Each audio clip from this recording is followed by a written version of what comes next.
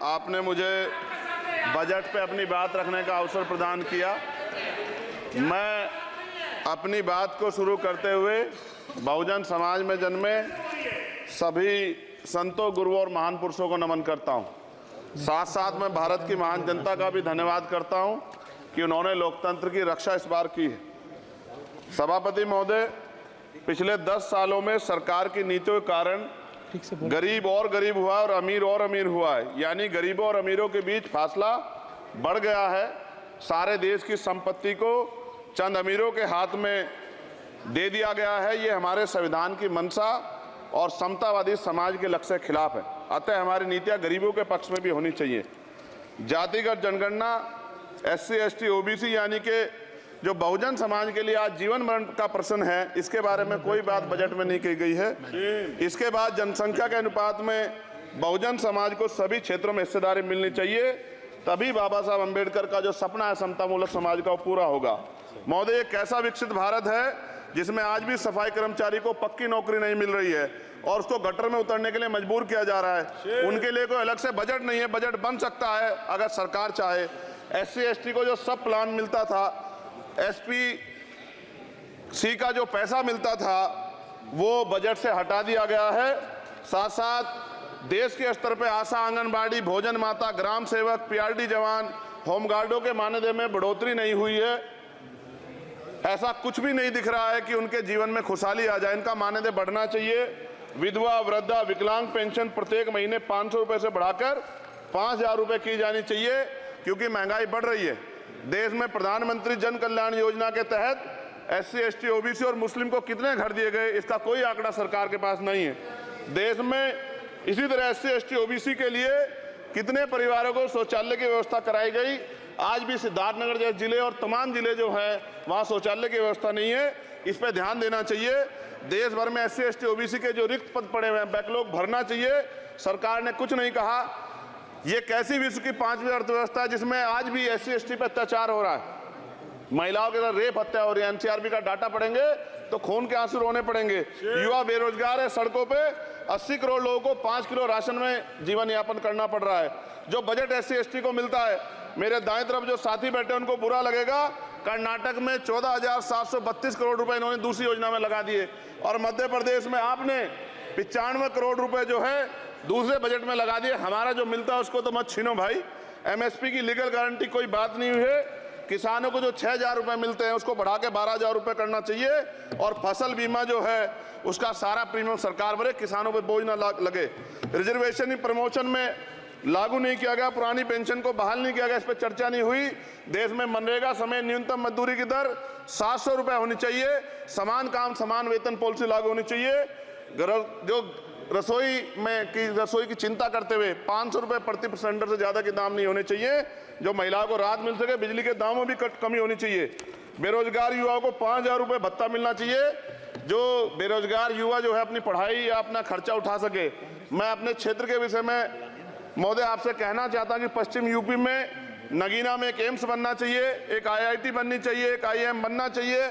नगीना लोकसभा में उद्योग धंधे लगने चाहिए।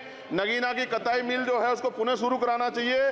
RRTC जो योजना है सरकार की, उसको मेरठ से आगे बढ़ाकर मुजफ्फरनगर, सहारनपुर से नजीबाबाद, नगीना होते हुए उसको नगीना तक ले जाना चाहिए। साथ साथ नजीबाबाद से मुंबई के लिए एक ट्रेन चलनी चाहिए और नगीना, श्योरा, किरतपुर में रेलवे के ओवरब्रिज बनने चाहिए। सभापति महोदय, सामाजिक न्याय मंत्रालय को 13,000 करोड़ रुपए दिए गए और जनजाति कार्य मंत्रालय को 13,000 करोड़ रुपए दिए, कुल 26,000 करोड़ रुपए, जो कुल बजट 48.20 लाख का लगभग 0.54% है। जबकि हमारी संख्या 25% से ज्यादा SC, ST की और बहुजन समाज की मिलाओगे तो 85% से ज्यादा है। और हमारे विकास के लिए सरकार 1% पैसा खर्च कर रही है, जो मिलना हमें चाहिए, जबकि मिलना हमें 25% चाहिए। ये ऊंट के मुंह में जीरा के समान है, कहावत हमने बहुत दिन सुनी थी। पिछले लंबे समय से हमारे साथ धोखा हो रहा है, लेकिन अब ये नहीं चलेगा। चंद लोगों की तराजू से देश के संसाधन नहीं बटेंगे। इस देश का बहुजन समाज बर्दाश्त नहीं करेगा। संसाधन का बंटवारा संख्या के आधार पे होगा। माननीय काशीराम साहब नारा लगाए थे, ना तो वोट हमारा राज तुम्हारा चलेगा, और आज हम कह रहे हैं ना ही वोट हमारा और नोट तुम्हारा चलेगा। इस बात का भी ध्यान जो है सरकारों को देना पड़ेगा। आपके माध्यम से सरकार से मेरी एक मांग है, सरकार इस योजना का लाभ भी अपने आप ले ले, सरह भी ले ले। कि 1 लाख रुपए सालाना बहुजन समाज के अत्यंत गरीब परिवारों को दे। 10 लाख करोड़ रुपए खर्च होंगे, लेकिन इस 1 लाख रुपए की योजना से एक झटके से एक परिवार गरीबी की रेखा से ऊपर आएगा और इनके बच्चों को कुपोषण खत्म होगा, अच्छी शिक्षा मिलेगी, महिलाओं को सम्मानजनक जीवन मिलेगा और इससे वास्तव में सबका साथ सबका विकास का नारा सार्थक होगा। अगर प्रश्न ये होगा कहां से आएगा, तो उसका जवाब ये है कि जब अमीरों का 16 लाख करोड़ रुपए माफ हो सकता है, कॉर्पोरेट टैक्स का घटाकर लाखों करोड़ रुपए का चूना सरकारी खजाने को लगाया जा सकता है, पेट्रोल डीजल के दाम 10 गुना एक्साइज ड्यूटी बढ़ाई जा सकती है, तो गरीबों को सरकार पैसा क्यों नहीं दे सकती। महोदय, समय आ गया है, अब निजी क्षेत्रों में आरक्षण की व्यवस्था होनी चाहिए। SC ST OBC को निजी क्षेत्रों में आरक्षण मिलना चाहिए। और मेरी आपसे ये भी मांग है, क्योंकि अब समय की मांग है और देश तेजी से आगे बढ़ रहा है, तो मैं कहूँगा कि सरकार का जो सबका साथ सबका विकास का नारा लगभग वो असत्य महसूस होता है, क्योंकि अल्पसंख्यकों में मुसलमानों, जैनों, सिखों, बुद्धिस्टों के लिए कुछ दिख नहीं रहा, उनकी कल्याण कोई योजना नहीं है। मदरसों को जो बजट मिलता था वो कम कर दिया गया है, आर्थिक तंगी से लोग मर रहे हैं, इंटर्नशिप की बात हुई है, परमानेंट रोजगार नहीं है। और दिल्ली में क्या हुआ बच्चों के साथ कल, उनकी सुरक्षा की जिम्मेदारी क्या है, वो आए तो बनने थे IAS IPS और बन क्या गए, लाशें बन के गए, यहाँ से कोई ध्यान नहीं दे रहा है, किसी की नजर नहीं है।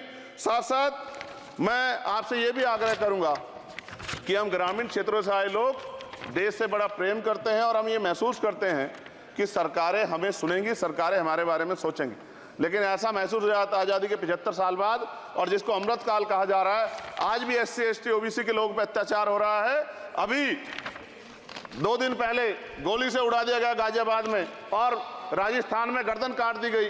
ये घटनाएं देख के डर लगता है, घर से निकलते हुए भी कि आने घर वापस लौटेंगे नहीं लौटेंगे। तो मेरा सरकार से आग्रह है, अगर आज़ादी के 75 साल बाद भी हमारी हत्या हो रही है, तो हमारी मां को भी दर्द हुआ होगा जब उसने हमें पैदा किया हो, हमारी बहनों को भी हमारे खोने का दर्द होता होगा। कैसी कानून व्यवस्था है आपकी, सब कुछ है आपके पास, फिर भी जो है महिलाओं पर रेप नहीं रोक पा रहे हो, हत्याएं नहीं रोक पा रहे हो, गरीबों, दलितों, पिछड़ों, किसानों, मजदूरों की जान नहीं बचा पा रहे हो। किसान सुसाइड कर रहा है, नौजवान सुसाइड कर रहा है, और बड़ी बड़ी बातें होती हैं, इधर भी अच्छे लोग हैं, इधर भी अच्छे लोग हैं, लेकिन अच्छाई तब होगी जब जमीन पे भी कुछ काम दिखाई देगा। और जमीन पे महोदय कोई काम दिखाई नहीं दे रहा है। जब कोई योजना की बात आती है तो सरकार हमसे मुंह मोड़ लेती है। आप बताइए, एजुकेशन का बजट कम कर दिया, हेल्थ का बजट कम कर दिया। मैं अपने क्षेत्र में गया तो आप विश्वास कीजिए, डॉक्टर नहीं है, स्कूल में मास्टर नहीं है, और कोई भर्ती ऐसी नहीं जिसका पेपर लीक नहीं होता है। तो देश किस तरफ जा रहा है और इसमें नौजवानों का भविष्य क्या है, उसके बारे में हमें चिंता करनी चाहिए। और अंत में अपनी बात को खत्म करते हुए मेरा आपसे आग्रह और आपके माध्यम सरकार से आग्रह है कि यहाँ बाहर बाबा साहब अम्बेडकर की मूर्ति लगी हुई थी, एक वो करोड़ों लोगों की आस्था से जुड़ा विषय है, और आप विश्वास करो इतना गुस्सा है उसको लेके, मेरी आपके माध्यम से मैं हाथ जोड़ता नहीं हूं, लेकिन मैं हाथ जोड़ के आपसे आग्रह कर रहा हूं कि प्रधानमंत्री जी, सरकार से हमारी आग्रह कि वो अम्बेडकर वादियों के सम्मान का ध्यान रखते हुए, उनके जो है दिल की पीड़ा को समझते हुए, उनके दर्द का ध्यान रखते हुए उस मूर्ति को पुनः स्थापित करा दीजिए। अगर इसमें कोई राजनीतिक कारण अलग बात है, लेकिन मैं कंक्लूड कर रहा हूं, मगर मैं आपसे कहना चाहता हूं इसमें बहुत गुस्सा है। जिस दिन अम्बेडकरवादी गुस्सा हो जाएगा, वो फिर इस सरकार को जो 24 में आ गई है, वो आने वाले चुनाव में ऐसा सबक सिखाएगा कि दोबारा पलट के नहीं देख पाओगे। तो मैं आपका धन्यवाद करता हूं और मुझे विश्वास है कि सरकार मेरी बातों पे गौर करेगी और गरीबों के बारे में सरकार सोचेगी, गरीबों को आगे बढ़ने के अवसर प्रदान होंगे। धन्यवाद।